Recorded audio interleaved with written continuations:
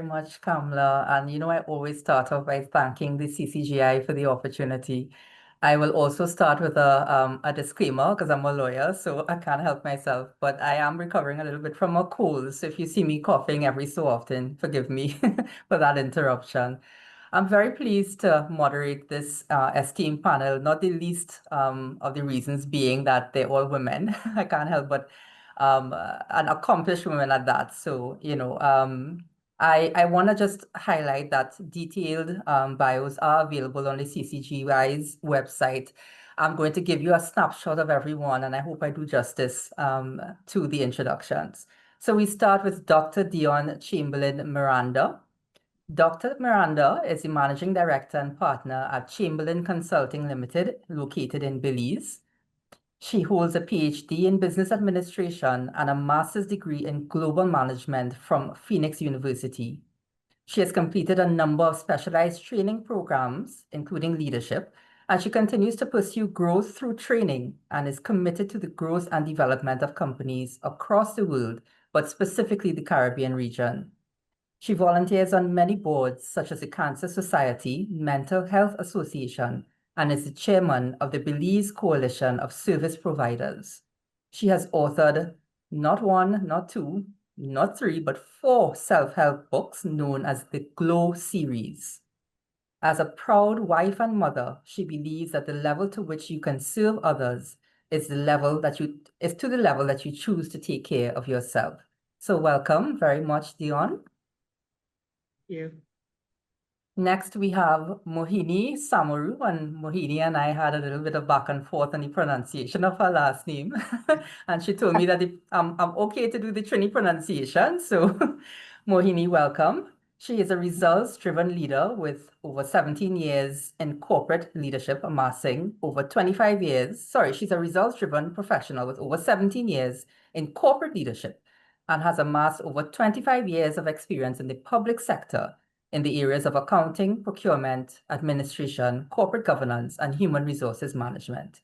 She holds a master's in business administration from Bedfordshire University, a BSc in public management from University of Guyana, and she's also currently pursuing a Master of Science degree in developmental studies through the University of Guyana. As the corporate secretary of the Guyana National Shipping Corporation Limited, Mohini has successfully led the creation of the first ever board charter for a semi-autonomous agency in Guyana. She's an ardent believer in sharing her knowledge and lectures part-time at various levels, looking to positively mold the minds of anyone that crosses her path. So welcome again, Mohini. And I will also read an excerpt from the bio of Taneisha Campbell. Taneisha currently serves as the Senior Director of Public Bodies Governance at the Ministry of Finance and the Public Service in Jamaica. With over 18 years' experience in governance, public administration, legal research, drafting, and strategic planning, Mrs. Campbell brings a wealth of experience to her role. She holds an MBA from the University of London and a Level 7 diploma in strategic leadership and management from the Chartered Management Institute in the UK. She's also certified in policy development, project management, anti-money laundering and counter-financing of terrorism, and corporate and strategic planning. Taneisha is married and the proud mother of 2 daughters. So welcome again, everyone. And, as we on day 3 of governance week, which I can't really believe we've reached already, Kamla, I feel like if every week, this week just kind of flies by, and I know a lot of effort and preparation goes into it. But at this time, we are focused during this particular day on the public sector and governance in the public sector. And I think we have 3 excellently chosen panelists to give us their views on navigating the challenges of legal and regulatory space when it comes to AI-driven governance. So I'm going to invite, first of all, Dionne, to make your presentation, and we look forward to hearing what you have to say. Thank you, and it's a pleasure to join all of you as well. Like you said, I really appreciate, well, not only that it's an all-female group, but I love hearing the female perspective, especially when it comes to AI, because in Belize, for instance, our technical teams tend to be mostly male. And as well, I am going through the same cough, cold thing, so please bear with me as well. Good afternoon, everyone. It's really a privilege to be here with all of you to explore the topic that is shaping not just our future, but our present. And I want to begin with a story. And I'm sure that for those of you who may know, you'll know which country this is, but I'm not going to be using the name today. A few months ago, a small Caribbean government piloted an AI-driven welfare program, which was aimed at streamlining public assistance. Within days, dozens of citizens reported being incorrectly denied benefits they had previously qualified for. The system had learned from historical data, but that data was riddled with gaps and biases. In the end, it took weeks of manual correction and public outcry before services were restored. This is the promise, but it's also the peril of AI. So let's start off with the legal landscape, some of the gaps and some of the opportunities. In Belize and across the Caribbean, our legal systems are playing catch-up. We've made some fundamental and foundational moves. In fact, Belize's Data Protection Act of 2020 is one milestone that I'm proud of, which gives citizens a measure of control over how their data is used. But let me ask you this. Do any of us have a law that explains what happens when an AI system wrongly denies someone a passport or make a healthcare decision without human oversight? The answer for Belize is no. And I'm sure for many of your countries, it's the same thing. A few months ago, I hold dual citizenship and my British passport was almost revoked because my newly generated birth certificate states that my father is Belizean and not British, which he is. And I had to work assiduously on getting back my British status. And this is all because of how the computer glitches created that problem. Unlike regions such as the European Union with its AI Act and GDPR, we do not yet have a regional AI framework. And this creates a legal vacuum where innovation can outpace regulation and where citizens' rights may fall through the cracks. That's why a CARICOM-led initiative could be a real game changer, in my opinion.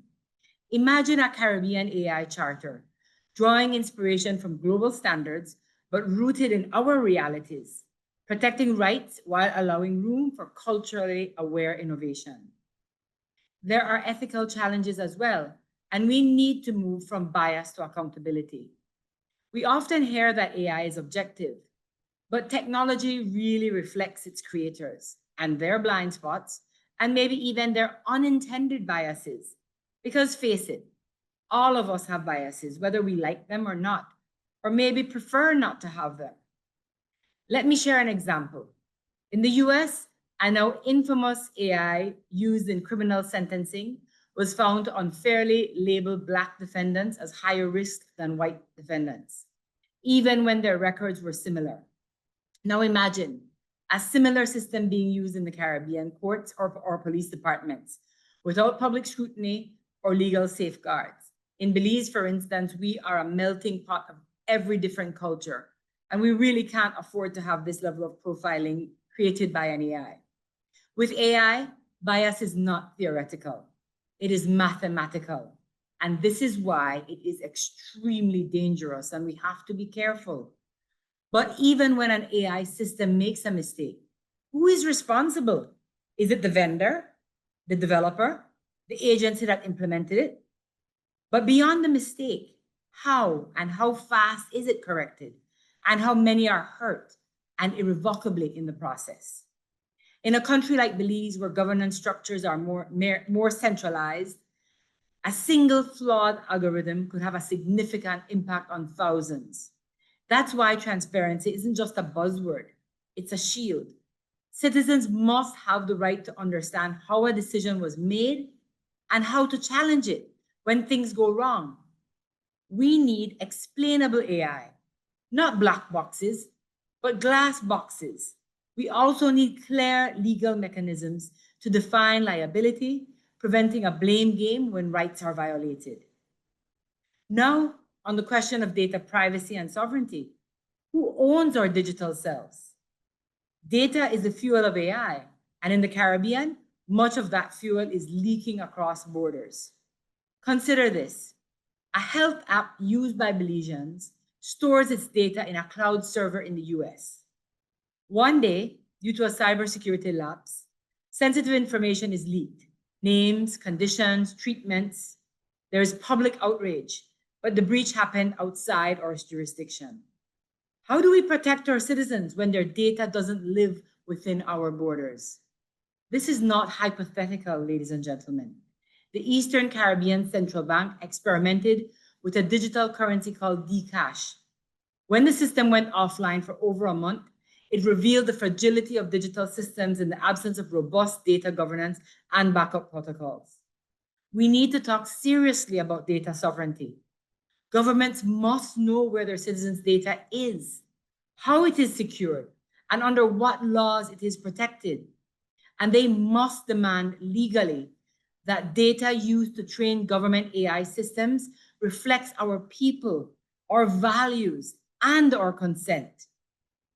In the area of capacity building, there's talent, there's training, and trust. Let's be honest, we're facing a skills drought in all of our countries. AI experts in law, policy, and ethics are rare, and homegrown expertise even more so. We need to change that. Just like we once invested in training civil engineers to build physical infrastructure, we now need to train AI architects of governance. This includes law students learning algorithmic accountability, engineers trained in ethical AI, policymakers fluent in data science. One example worth emulating is Barbados' AI summer boot camps. It brings together youth, policymakers, and tech entrepreneurs to explore real-world use cases. Why can't we scale that across the region? And we must not forget the public. If a citizen doesn't understand AI, they are not empowered. They are at the mercy of a machine.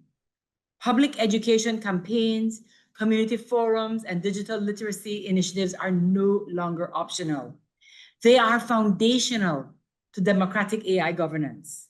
The really sad thing is that many of us use AI and don't know it.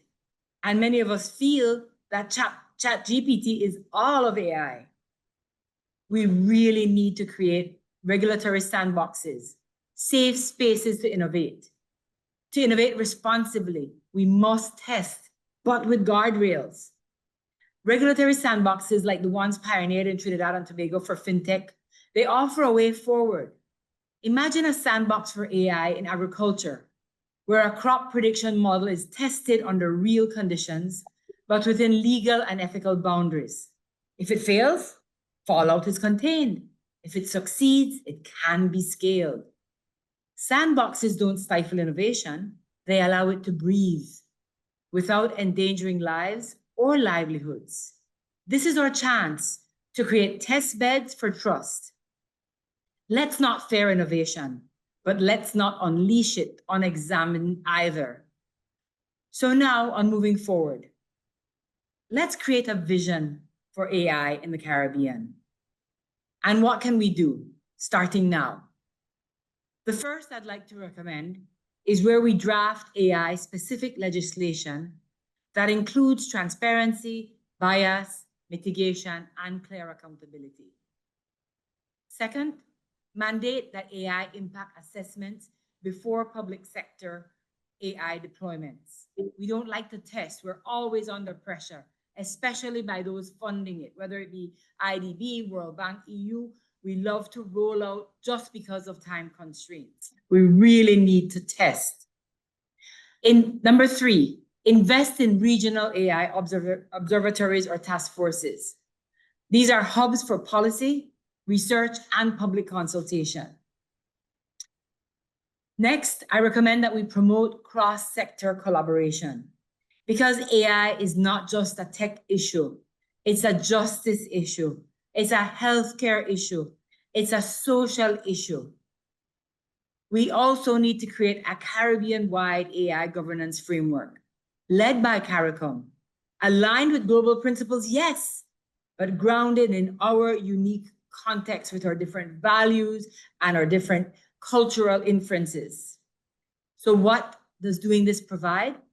It creates a future worth building. Remember, AI is not a silver bullet. Neither is it a boogeyman. It is a tool. And like any tool, it can build bridges or walls. The difference really lies in how we govern it. So let's ensure that Caribbean AI is not only powerful, but principled, not only innovative, but inclusive. As we chart this course, let us not wait for imported solutions. Let us lead. Let us regulate smartly, legislate boldly, and educate broadly. Because in the end, the best form of governance isn't the most advanced, it's the most just. And that is what governance is all about. Thank you. Thank you so very much there, Dionne. That was quite insightful. And if you know anything about me, I like to take notes when people are talking. So I have a page and a half. So thank you very much for that. I see that Taneisha has now joined us as well. So welcome, Taneisha. I hope I'm saying your name correctly. Yes, thank you. Okay. Okay, great. So Taneisha, we did introduce you via an excerpt from your bio as well, but I'm just going to invite Mohini to give her presentation and then we'll come straight to you, Taneisha. Thank you, Gayle. Good afternoon, everyone. Now, we just listened to Dr. Miranda, and all of the reservations that I heard coming out from her are some of the reservations that I have myself. As a Guyanese, it is some of the things that I personally have as reservations, in a company that I'm working with, which is a public sector company, and as a country. So over the past few days, we have listened to some of the best voices on the subject of AI and governance through Governance Week. Kamala, you're doing a wonderful job, by the way. So let me just put that in it. Today, we are right in the middle of Governance Week. Amazing, all right? And as Gayle said earlier, I can't believe that we are already day 3 into it. With the topic today, or for this panel rather, being navigating legal and regulatory challenges in AI-driven governance, what I did just to start this discussion off is to go to ChatGPT to give me what this topic is telling, what ChatGPT is saying on this topic. And what it says, navigating the legal and regulatory challenges in AI-driven governance is like trying to steer a high-speed train on tracks that are still being laid. That is ChatGPT telling me that, right? So I have used AI, right, to just get that, to get going, the discussion going. For us in Guyana, at the opening of Energy Conference, I believe it was in February in Guyana here, our President, His Excellency, would have said that the use of AI will be the key driver in ensuring Guyana keeps up with global advancements and improving further development. In his presentation, he talked about the health sector and also the education sector. That is at the presentation he would have done. The focus was on the health sector and the education sector. What was not mentioned in that presentation is the legal and regulatory sector and what we need or what we will need to do in introducing or using AI in Guyana. That was not touched on in his presentation. So which means as much as we know that we are going to be using it, and as much as we know that it is something that we cannot shy away from, something that we cannot deny, that is still a gray area for us, at least in Guyana, right? So when we look at governance, when we look at AI governance, as the topic is for this governance week, we have to go back to what is the core when we're, at least when we're looking at the AI governance, and that is governance. And what textbook definition, basically, we all know governance as being systems or processes, rules, and guidelines by which organizations or society operates, right? And AI is no different, or AI governance rather, is no different. I believe it was on Sunday when we had the opening session. Ian mentioned something that struck me, and that is in the Caribbean, we have a lack of data collection and generation. And that is something that is, from where I sit and from where we sit in Guyana. Robbie mentioned earlier today that he's doing a lot in the health sector, but what is he has, from based on his presentation, Robbie is thinking that there are some challenges he has when it comes to he does not want to introduce too many digitalization at one time, simply because of the fact that we don't want to overwhelm ourselves with what we are being faced with. And as ChatGPT tells us, we are on a high-speed train. So we have to take that into consideration, right? So in Ian's presentation on Sunday, he would have said that, if I can, I'm trying to look for where Ian would have mentioned to us that we do not have the data here. We are basically faced with a society in the Caribbean, and I think Dr. Miranda mentioned that. Profiling, when we are talking about AI and governance, some of the things that was mentioned by Dr. Miranda are some of the things that we need to look at. Accountability is one of them. Who is to be held? And these are questions that were asked in the past 3 days. We did ask these questions in the past. Who do we hold accountable for profiling, as Dr. Miranda mentioned earlier?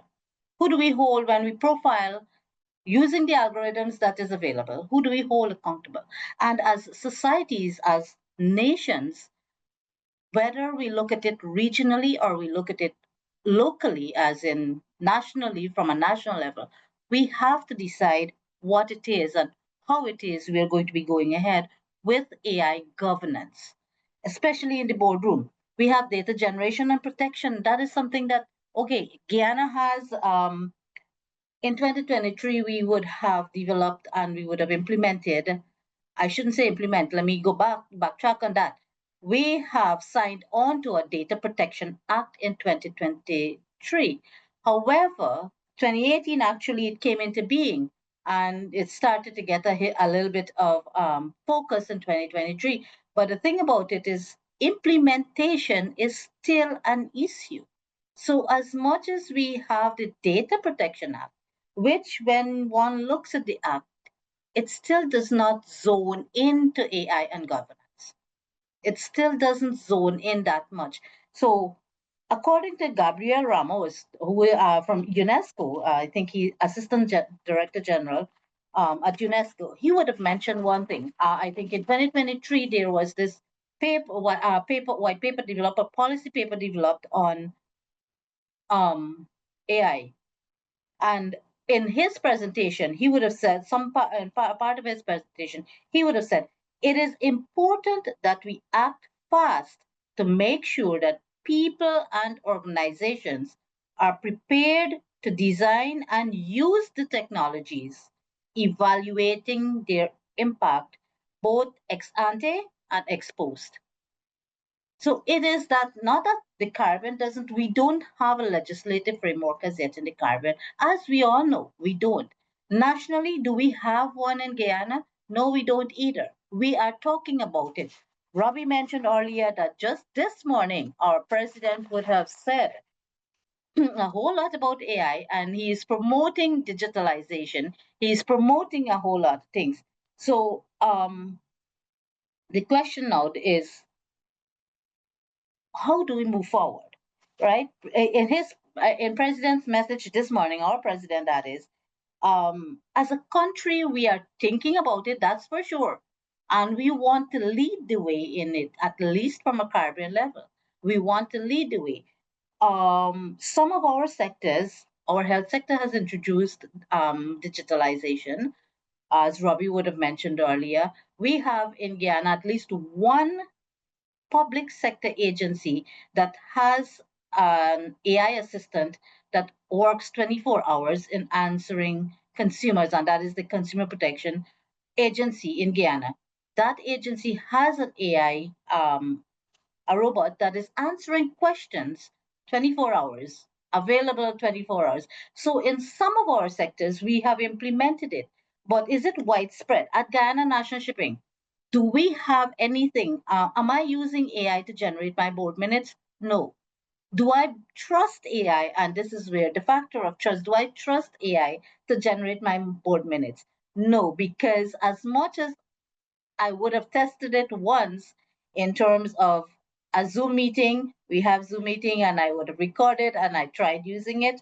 I tested it not at the level of GNSC, but I am a director at another entity, and I did test whether the generation of what the minutes that I'm going to get using the AI generated information and what I would have prepared were similar, but it still did not give me the essence.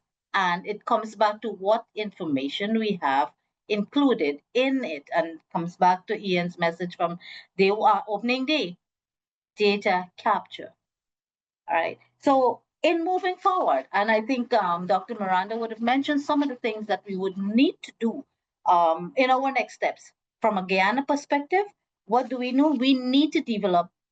Have introduced digitalization already in some of our sectors. We have introduced AI already in some of our sectors. So what do we need to do in going forward is develop that legal policy or that legal framework that will define for us how it is we're going to use it, what are going to be the pros and cons of using it, and what are the guidelines basically. At GNSE, we need to do that too. It is something that I have thought of. It is not something that I have yet discussed with my board because we have been going through some of our own nuances. So it is not yet a topic. And as Gayle would have mentioned, it's only just recently we have gotten to the point of introducing a board charter. So this is still something that, it's a next step for us. But it is something that I've thought of, and it is something that certainly our chairman is very open to governance and is very open to this. The next thing we need to do is generate SOPs. I just mentioned that we have board charter at GNSE. So what is stopping us? We have standard operating procedures for every aspect almost of our operations. What is stopping us from having, once we develop a policy, what is stopping us from developing a guideline as to how we use that SOP, that policy document? So standard operating procedures are something that we would need to, and I think it was mentioned earlier too, a Caribbean AI charter. Dr. Miranda, wonderful idea. Very wonderful idea. I hope we pick up on this somewhere, Kamala. Training and education is the next thing. Now, we are in the information age. I think it was in day one, somebody would have mentioned that the younger generation is open. The older generation may not be so open to accepting the use of AI. The younger generation, you tell the younger generation, they're going to give you everything on AI. They're going to even give you somebody mentioned using AI to help them pass their masters and all of that. The younger generation will know how to use it. But what happened to the older generation, like myself and others? Are we so open to using AI, using ChatGPT and all the others that is out there? And if we are not, then do we want to be left back? So training and education comes in.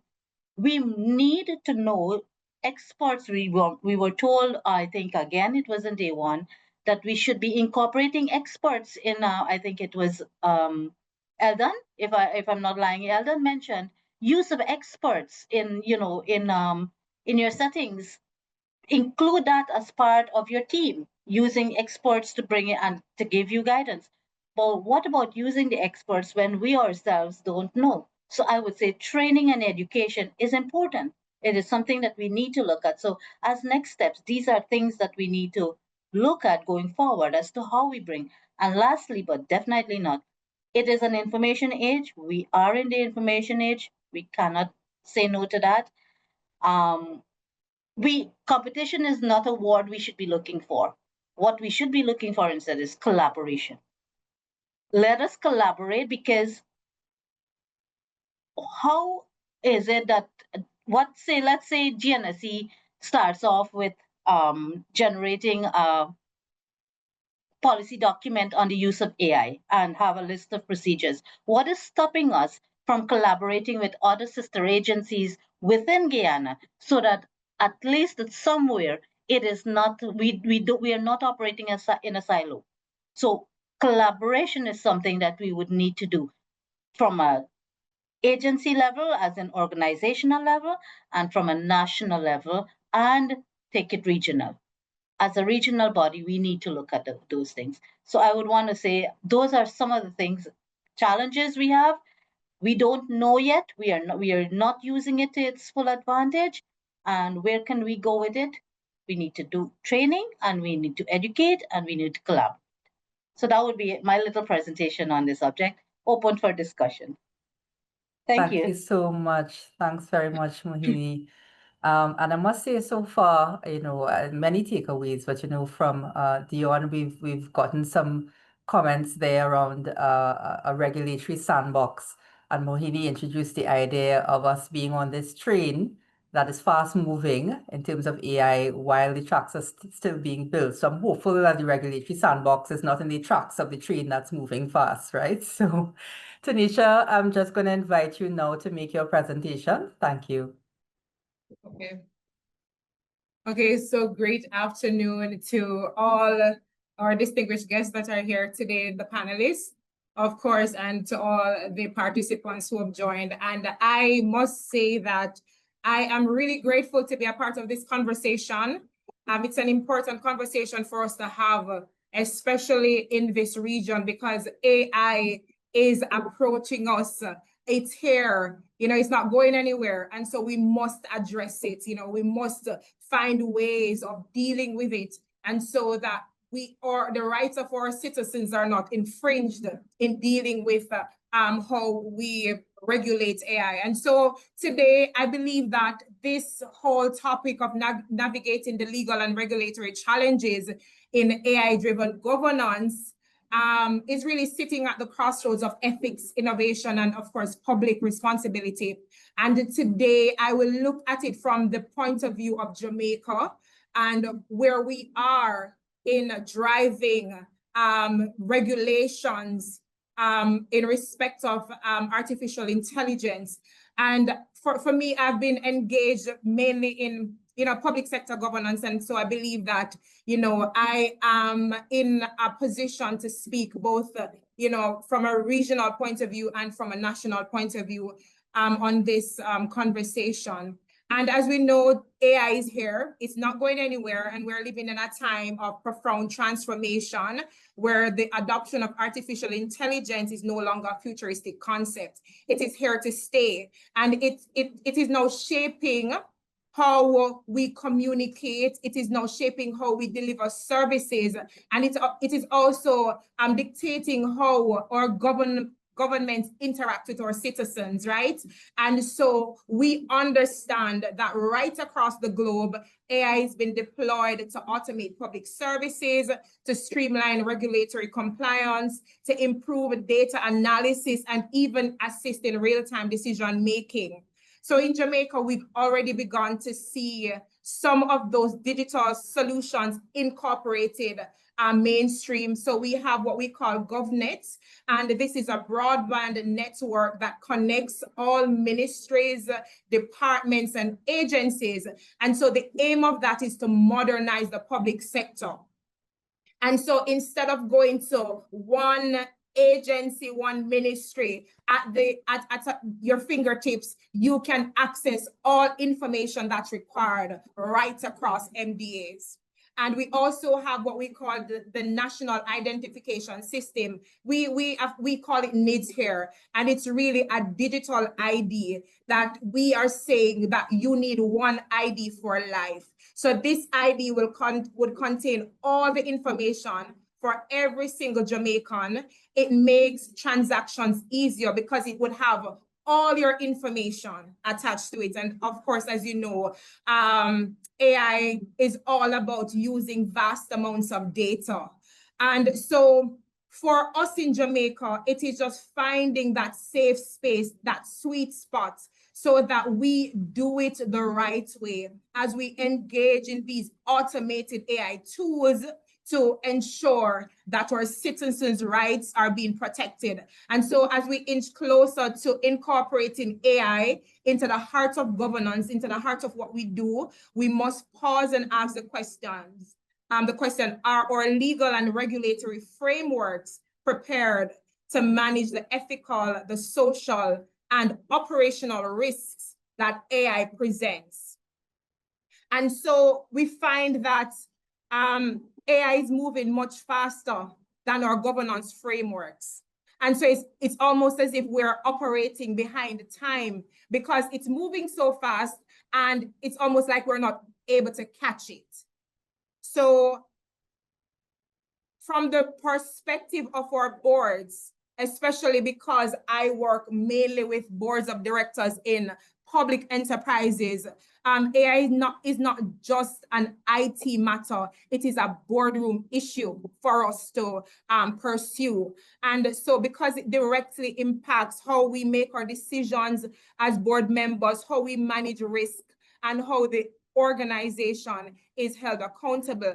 And so in dealing with AI, right, and in an AI-driven age, we find that there are challenges that are posed and challenges that the boards must deal with. And the first one is that there is a lack of board understanding and oversight. So many of our boards, especially in the public enterprises, they don't have the digital literacy to ask the right questions. So our boards need to understand what the technology does, what data it uses, and what risks it introduces.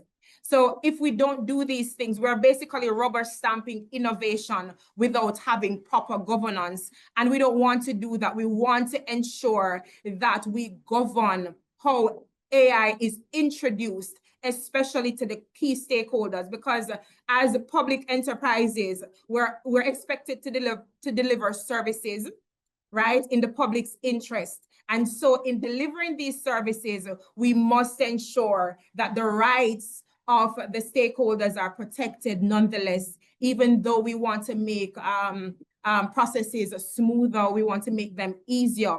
Another challenge that we're faced with is that there is data protection and privacy laws. So in Jamaica, we passed the Data Protection Act in 2020. And so now the systems that AI systems must ensure that there are legal standards that are upheld when you develop these automated tools, these AI tools.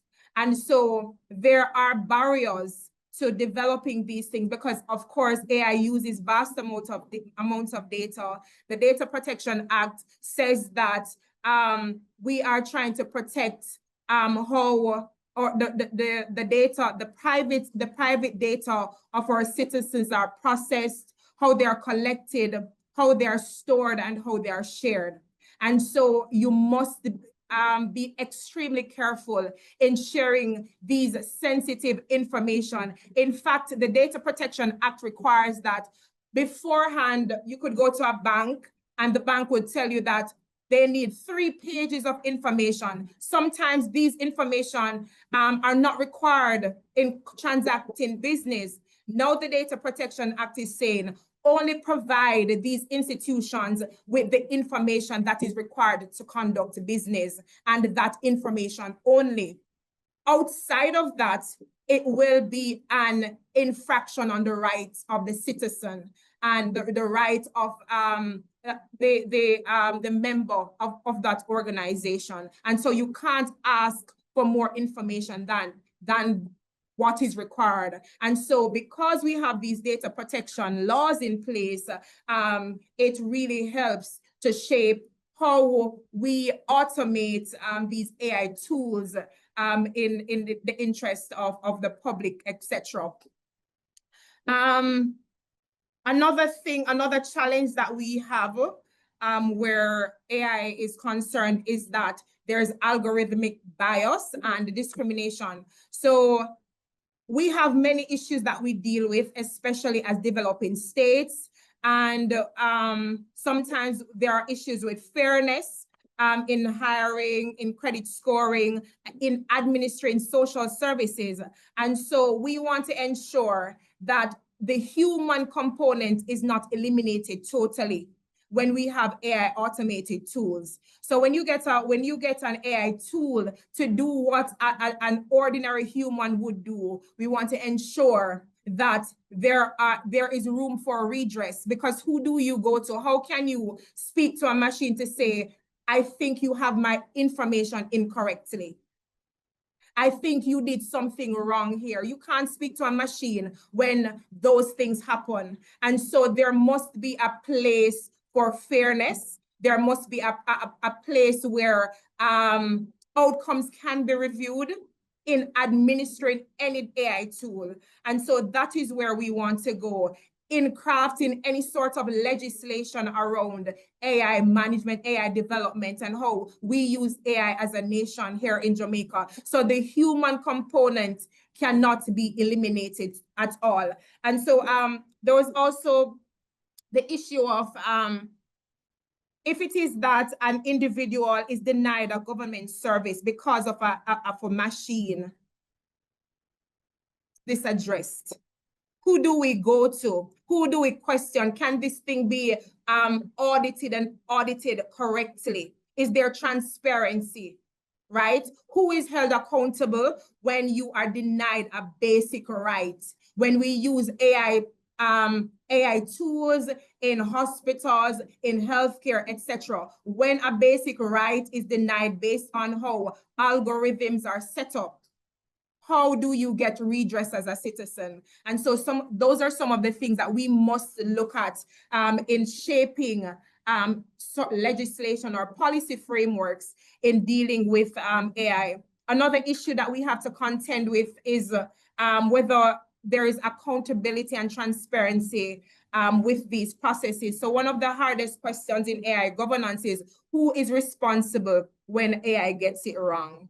Who do we go to, as I said before? And so the board has a responsibility for ensuring that there's a clear governance structure around the decision-making processes when AI tools are being used, especially when we use third-party vendors, etc., who are not really privy or au fait with our own nuances and experiences. We have to ensure that they understand. So when we get a vendor and we want them to automate something for us, they have to be on the same page. There has to be clear alignment so that they understand our culture, understand how it is that we need that AI tool to represent, right?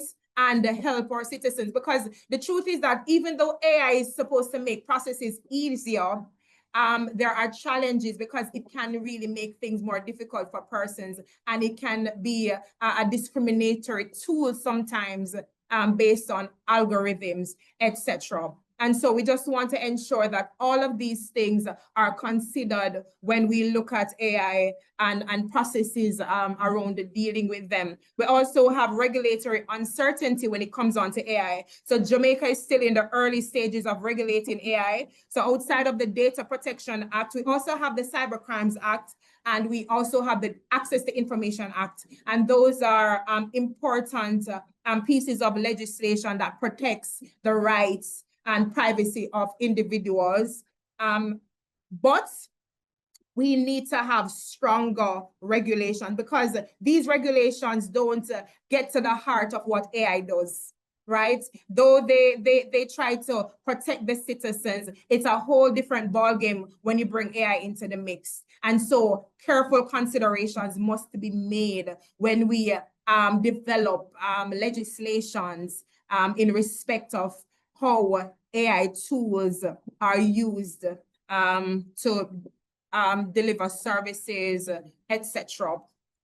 And so today, in closing out this conversation, for our Jamaican boards, I just want to say, whether it is public or private, the challenge isn't just about keeping up with AI, it's about governing AI with intention.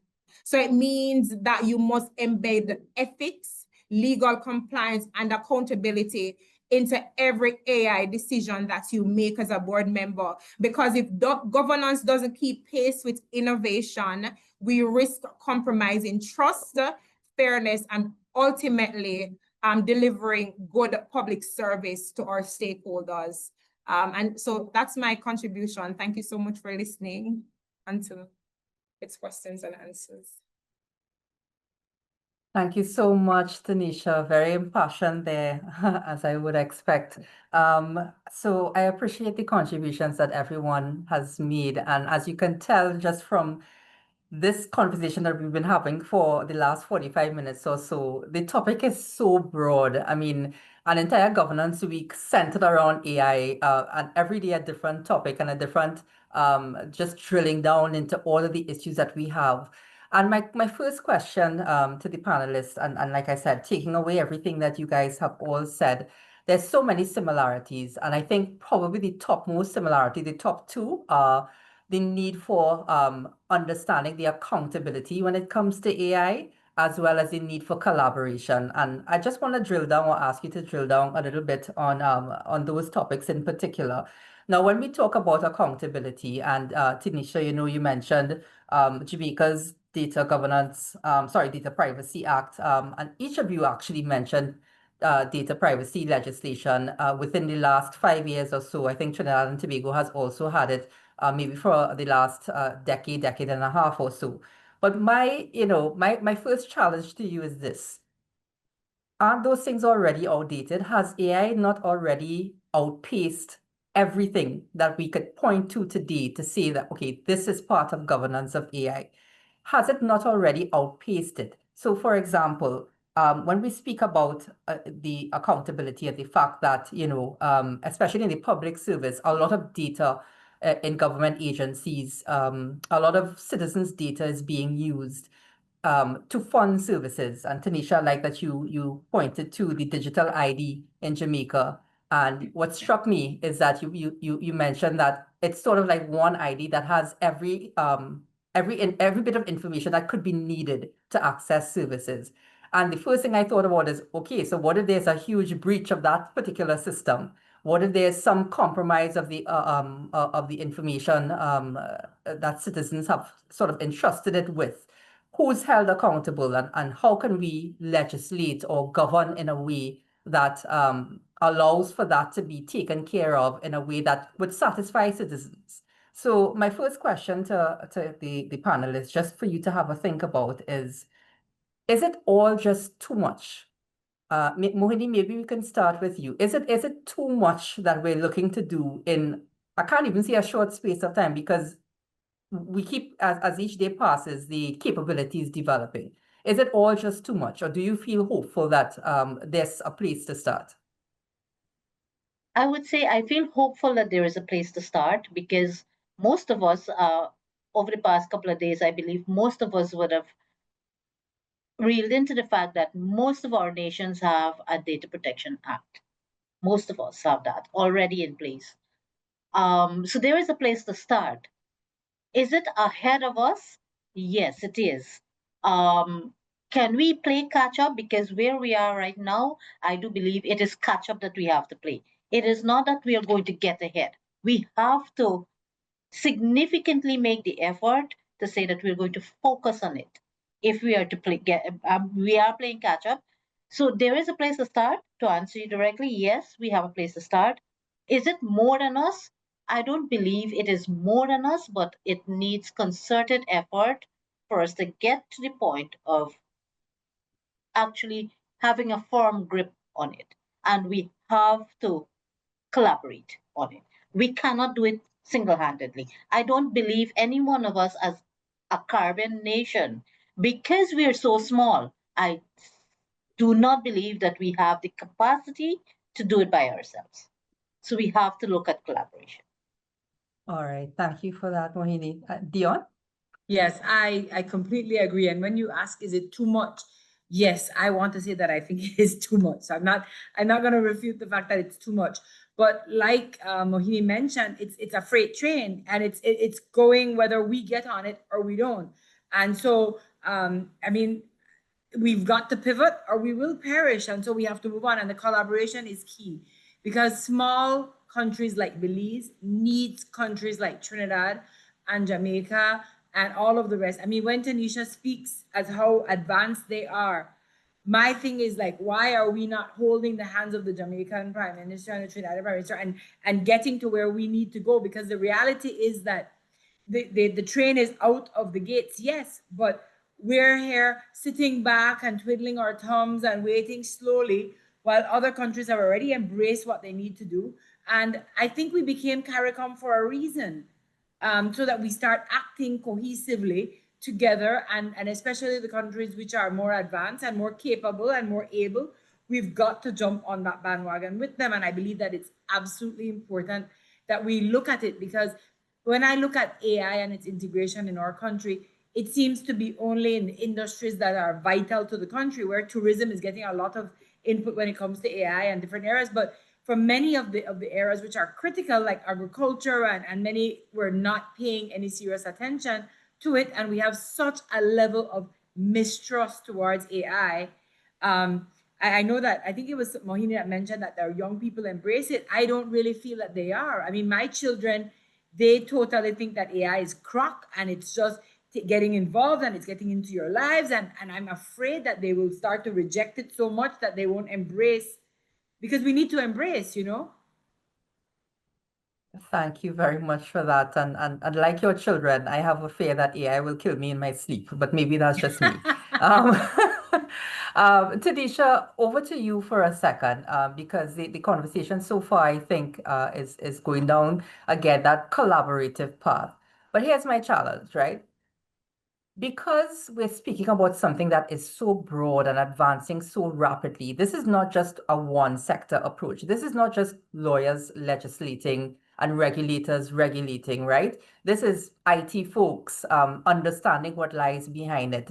This is engineers. This is and people whose very jobs and livelihoods may go away or certainly may change significantly if and when AI develops to a certain level. So my particular question to you, in the Jamaican context, and as you mentioned, you are able to speak regionally as well.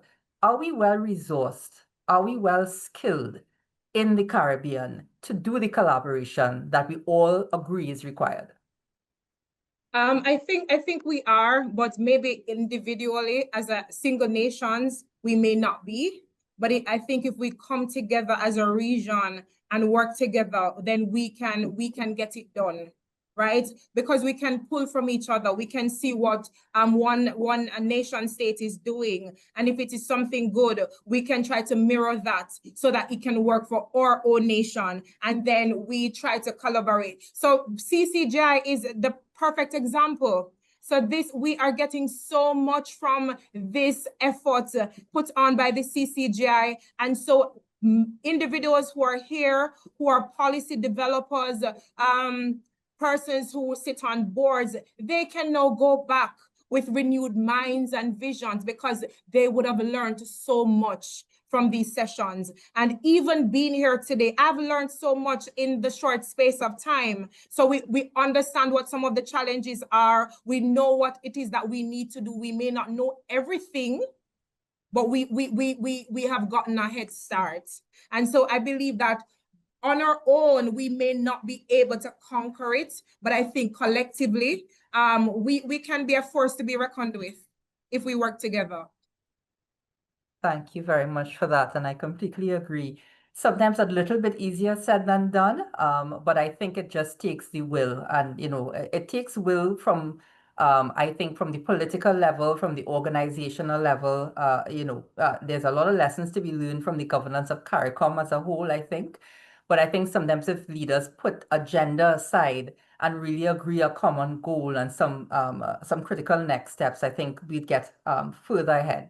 So Taneisha, in your contribution as well, you did mention quite a bit about the board governance aspect of it. And I want to just touch on that a little bit, and maybe throw it out to Dionne or Mohini, who are both members of different boards as well. So, coming into this, one of my questions was, because I mean, we are the CCGI, and we're looking at governance of organizations in particular. And so when we look at a topic like legal and regulatory governance when it comes to AI, as a board member, am I sitting down and waiting for a report? am I, depending on IT and legal to tell me what I should be looking at? I think more than one of us has mentioned the fact that there is a little bit of a skills deficit, and even at the board level where that is concerned. So what would you advocate for a board as a short term? What should we be looking at in the short term? Because I think we all agree that this is a process. And I think for most of the Caribbean islands, we are just at the start of the tracks, Mohini. We're just at the start of really developing this. And we don't throw our hands in the air and say it can't be done. But what, as board members, do you think are really tangible next steps in the short term that could be looked at when it comes to AI governance? All right, so the first thing is to just build capacity right across the board, ensuring that all board members understand the nature of AI, what it can do for us, the risks that are involved. And so getting a deeper understanding of AI is important because, of course, when you understand something, you're able to plan. So you're able to see, what it is that you're pursuing. And so I think the training, getting the understanding, getting the teaching, getting somebody or a team to come in and train the board. I think that is important, especially if it is that you want to pursue an AI tool to offer services from the point of view of your organization. It can't just be something that management says and the board just ratifies it and it is done. Right? There must be considerations at board level on the implications or the legal implications for bringing this on on stream, understanding how it will impact your stakeholders, right? Can there be legal issues arising from all of these things? So there must be considerations all around for any sort of AI inclusion that you would want to bring into your organization. And no, you don't just sit and wait on a report.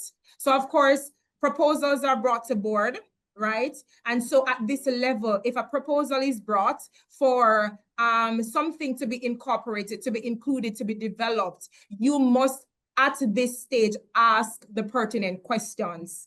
Don't wait for it to go 75% down the road, and then at that juncture, you're asking the questions. Ask the questions as the proposals are presented. If it is that you do not understand how it is that you can assist right away, get the information, get the knowledge that is required, and ask that the proposal be brought back to the board at a time when the board understands what it is dealing with. But to deal with something that the board has no knowledge of, or just a limited number of board members understand what the proposal is all about, may be a recipe for disaster, and just a few persons will probably have groupthink, and we don't want groupthink at this level. We want our board members to be at a place where they can make decisions objectively. So I would just say, get all the information that's required around any sort of AI intervention tool that is being considered. Get the information, know what you're dealing with, and see what the risks are, what the legal ramifications are before you engage in anything. Thank you very much for that. Dionne, maybe we can hear from you. I know you sit as chair. One of the interesting things that I have found that AI has done for me is that I am swamped with so many white papers and papers to read and all of this information. What I have learned is that once I write the proper prompts, I use AI to identify the flaws and the issues and the problems which could evolve out of these same recommendations that come from my organizations, from my members and all of that. So I've learned to write prompts in the way that I am my own, AI becomes my devil's advocate, that I then write and ask, where do you see the flaws in this document? Where do you see problems that can evolve? Where do you see that a regulatory issue could come up? And honestly, AI has helped me to delve into a lot of these topics and be even more capable at board level, because it has actually helped me look at things in a way that maybe I would not have normally looked at because of being tired or just overwhelmed with so much paperwork in my hands, I can just drop that document into it and say, AI, tell me, what do you think? And I just give it the right prompts according to what I want to learn. And so it's not only becoming knowledgeable on it, but realizing that it is a tool to be utilized. I was actually working for a company a couple of weeks ago, and they said that they couldn't provide me with the data report that I needed because the data was just raw data. And I'm like, why don't you all dump it into AI and do the right prompts and tell it how you want it organized, and to give you preliminary readings on what the data is saying? Then I mean, like, why is it that you all, I mean, this was a technology company, are not using it as well? So AI has its dangers, it has its trust, and we need our knowledge, but we've just got to be willing to use it and stop relying on our own selves, because that's the reason why it was created, to be used. And I found it extremely useful. Yes, I don't trust everything it says. However, I have found out that just by using it, you will understand and gain more value out of it in the long run as a board member, realistically. Yes, Mohini. Well, I was thinking that, the first thing that we needed to do, as was mentioned, train and educate, use the expert. And who is the expert other than AI? So let us use it. Indeed, fear it not, fear it. I hope it doesn't. You overcome the fear, Gayle. But we need to indeed. I don't use it for the preparation of my board minutes, period. But I have begun. I had a fear of using it, and thankfully for a colleague of mine, I'm sort of getting over that fear. And I'm beginning to use it, but only for things that really and truly, as Miranda said, Dr. Miranda said, it is to get, once you use the right prompts, you can use it. And that is some things I think we all need to know and understand. What are the right prompts? Because that is where I believe the education comes in, right? Yes. Because if we don't know what it is we want from it, it is just going to give us information overload, and we will Mohini, not be able to use it. thank you for that, And because don't it throw our actually, biases into it, because it will give us back our biased responses. And so honestly, I have learned that I do have a lot of biases. And so I need to start shedding myself of biases so that I can give more clearer, more conscious review of everything that I'm doing. Because at the end of the day, AI is only a representation of what you put into it. And it's important that we realize that point, yes. And we have to go So back to thank the you for, first generation when we started computering. Sorry, Gayle. GIGO. That was the first thing we were taught. Those of us who are old enough, like me, Oh, yeah. will understand that we went back to that as soon as we started computering. That was the first thing they tell you. GIGO, garbage in, garbage out. It's the same thing now. It hasn't changed. yes, it's just got more sophisticated with the garbage. All right, so that discussion there actually just leads me into the next area, and it's taken really from a point that was made, Dionne, by you. I'm not sure if Taneisha was in at the time, so you may need to briefly recap it, but it had to do with what I will call AI poverty. So that whole idea, and Taneisha, you also touched on it as well, that if citizens aren't understanding of AI and how to use it to their advantage, and when things go wrong, where they can go for redress, then they're not empowered, right? So I call it, I'm referring to it as AI poverty. We have all kinds of poverty in the world, and there is such a thing. It's not only older people who are afraid of AI, there are people who just don't know how to engage with it. People within organizations, as you just mentioned, Dionne, that you would expect to know how to prompt or how to get information, but they just don't. So, you spoke a little bit earlier about regulatory sandboxes and this whole idea of creating safe spaces to innovate when it comes to AI and governance. And the catchphrase that I sort of took from you was that, the fallout can be contained within that sandbox, but success can be scaled. So I just wanted to hear the thoughts of the panelists on that whole idea of sandboxing and safe spaces when it comes to AI governance.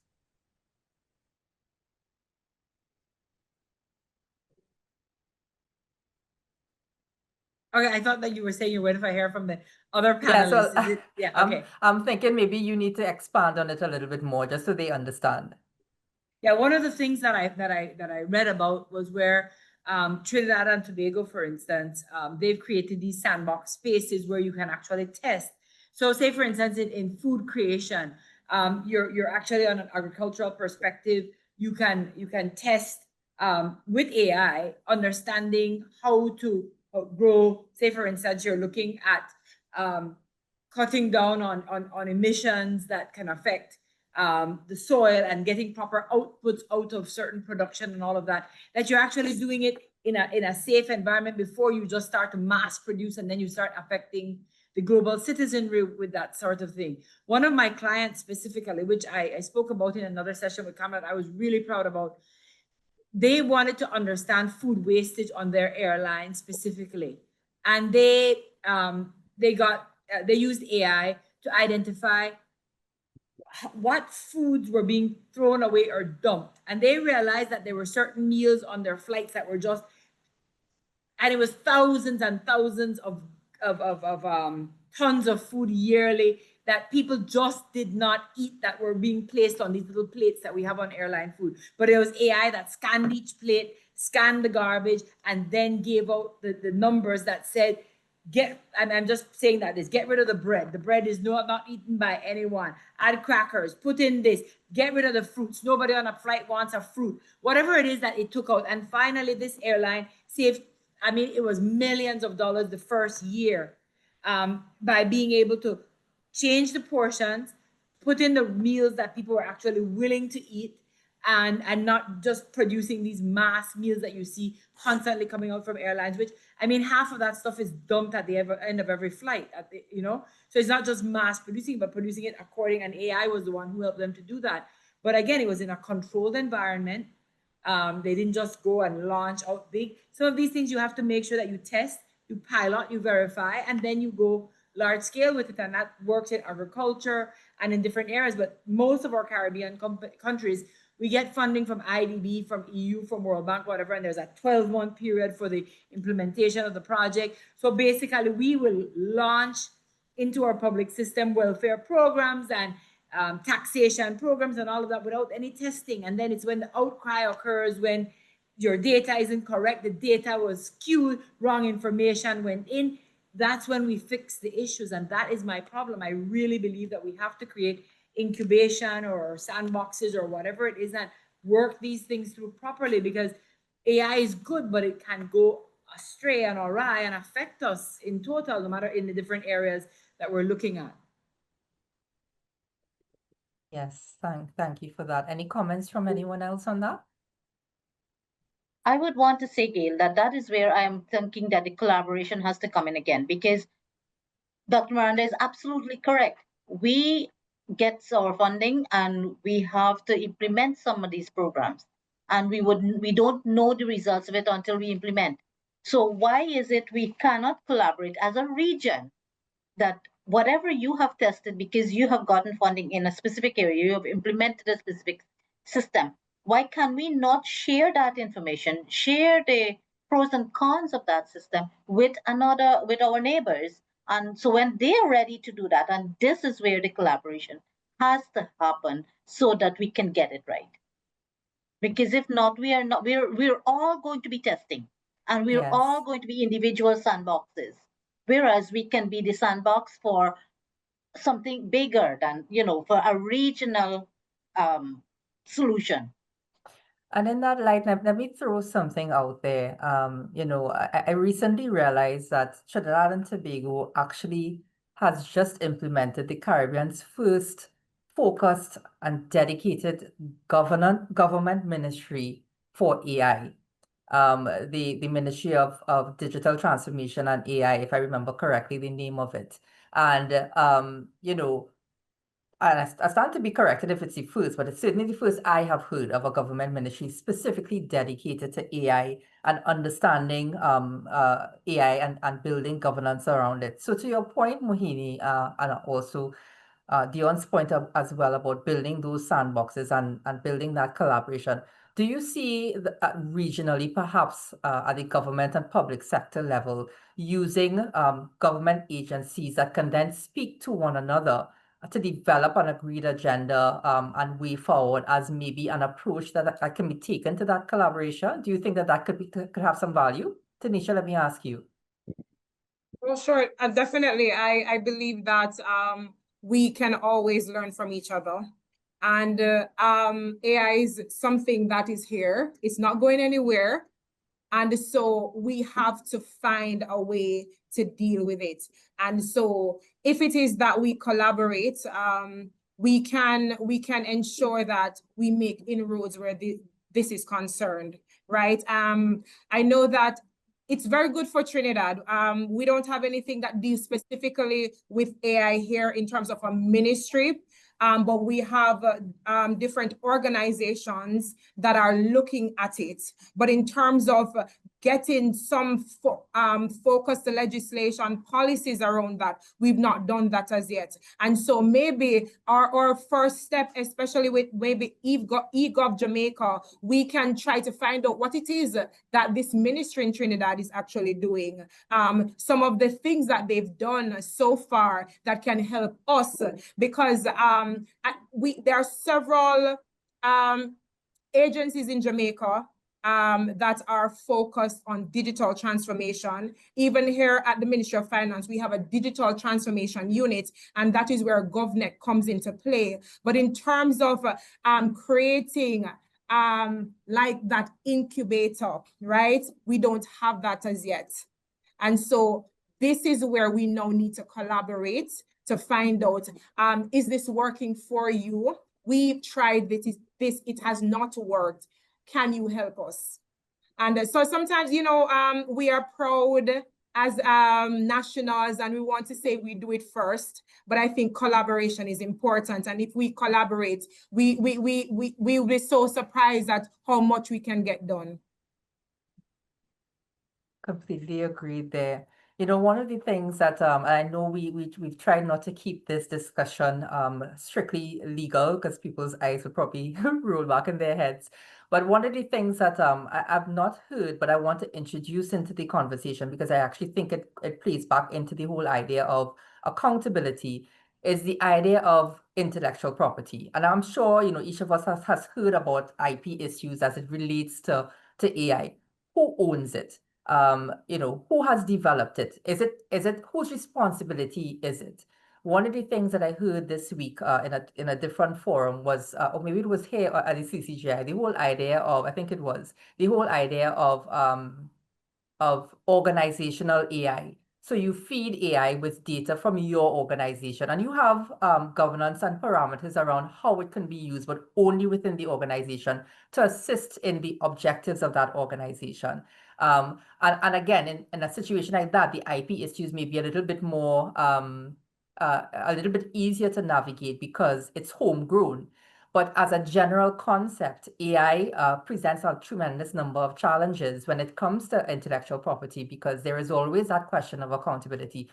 Who was it who developed this system so that the information was leaked or the information was incorrect? I mean, I took the point that one of you made earlier on about information that I think it was you, Dionne, at the start that talked about, you know, a rollout publicly, but all of the information was incorrect, and so it was the public that suffered. So in a case like that, the accountability continues to be an issue. And who do you go to for redress? You know, is that something that you've thought about as well, any of you? And you want to just touch on a little bit the IP aspect of the accountability?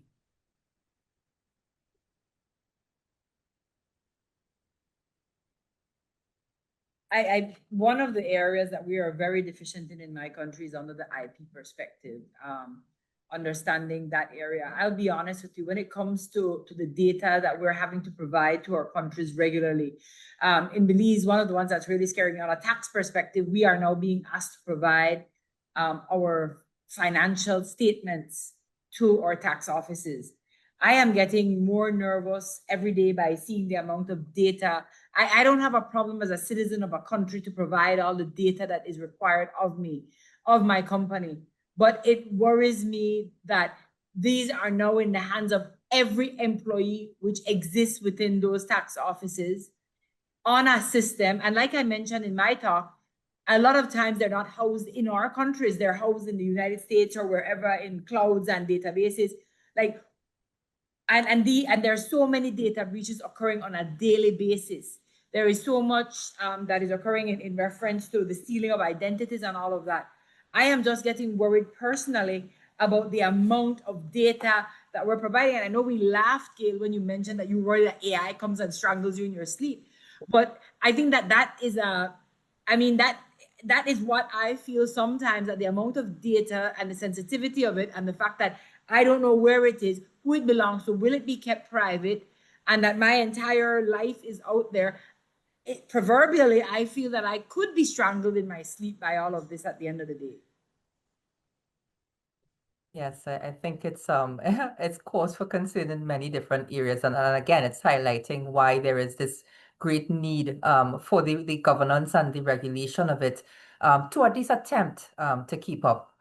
But I know that we're nearing the end of our time here, and so Kamala, if it's okay with you, maybe I can invite each panelist to give just a closing statement, their closing thoughts on the topic of navigating legal and regulatory challenges in AI-driven governance. So I'll start where I ended with Taneisha. You? Okay. I just want to say that we just need to embrace artificial intelligence. I think it serves a world of a good when we understand, when we're able to use it correctly. And so for our policymakers, for those who are driving the AI agenda across nations, we just need to be in the know, educate ourselves, make sure that whenever we make certain policies and laws in respect of AI, that we protect the rights of our citizens when we do that. Okay, thank you very much for that. Mohini, I'll invite you to make some closing remarks next. Thank you, Gayle. I would want to say that as we close out on this topic, let us consider a couple of things. It is here to stay. We should be using it, not fearing it. And we need to, whether it means that we have to educate ourselves on it, then we should do that, because it is not going anywhere. It is not going to go anywhere. So if it means that we have to take it upon ourselves to educate ourselves, because from a big picture perspective, our company may not have that as a focus, or our country may not have that as a focus. So we know we are in the age, so let us do it for ourselves if we have to. And let us not fear asking questions and asking of people that know what we don't know, because that is the only way we're going to get over this. So let us, and the intellectual property rights, who created it and who didn't create it, let us not look at if Kamala is the one that created it and I'm depending on Kamala. No, I am going to ask Kamala because I need to know.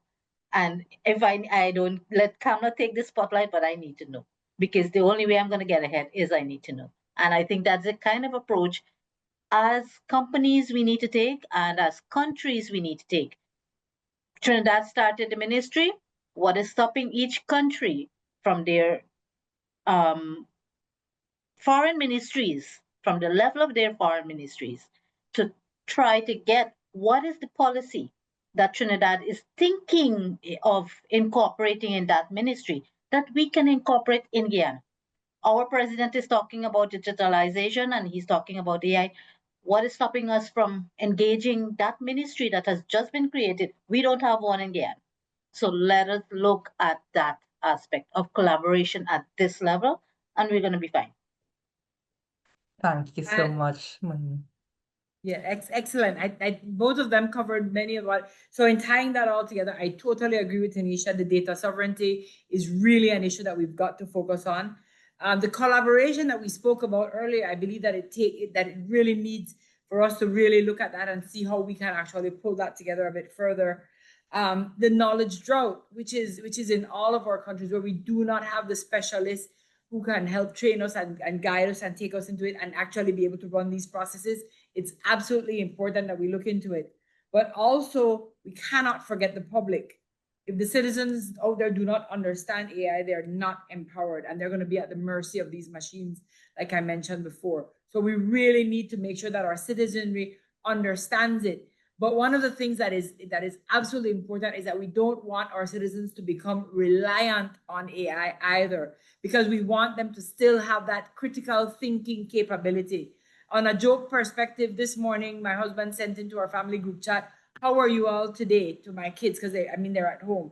And one of them wrote back, "It is a beautiful blue day. The skies are clear and a whole pile of," and I said, "Why are you so poetic today?" He says, "Oh, I haven't even gotten out of my bed yet, but AI said to say that." And I was like, oh my God. It's like, I thought that he was just, with the balmy blue skies and and now it is getting scary. And I see people now writing books, a book a month, but it's all AI generated. We've got to remain skeptical. We've got to remain having critical thinking skills. So again, I'm always on that side. I'm like, embrace, but embrace thoughtfully. Be mindful. So I think everything that everybody said here today is absolutely important. Nobody has said anything more important than the other. It really takes an effort to really balance the scales of this thing. So again, it doesn't choke us at the end of the day. Thank you very much. Well, with that, I would like to thank each of your panelists, Taneisha Campbell from Jamaica, Mohini Somaroo from Guyana, and of course, Dr. Dionne Chamberlain Miranda from Belize. A real cross-Caribbean melting pot we had today, insightful discussion, and I hope practical as well for those of you who are listening. And Kamala, back over to you. Thank you.